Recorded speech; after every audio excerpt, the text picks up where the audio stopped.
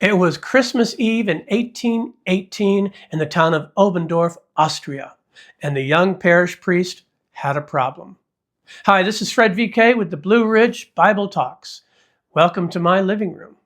It is the Friday before Christmas, and Patty asked me to do a talk about one of our favorite Christmas carols, one that has become a favorite throughout the entire world. And it all began with that problem. The priest, Joseph Moore, wanted to have something special for that night, but the organ was broken. What to do?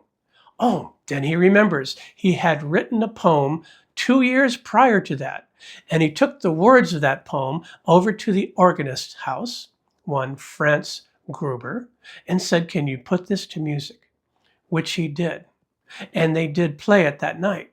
But since the organ was broken, it's not written for the organ.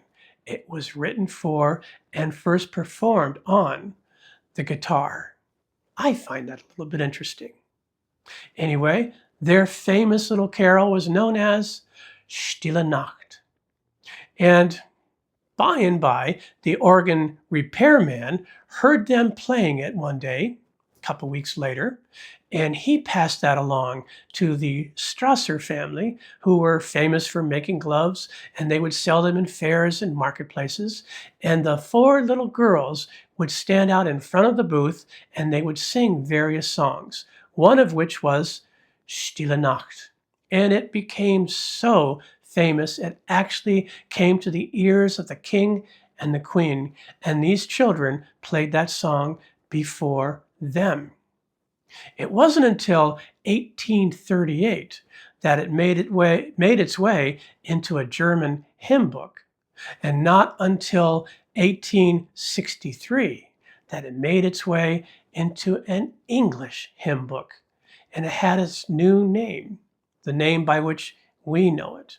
Stille Nacht could be translated still night, or quiet night, or as we know it, silent night.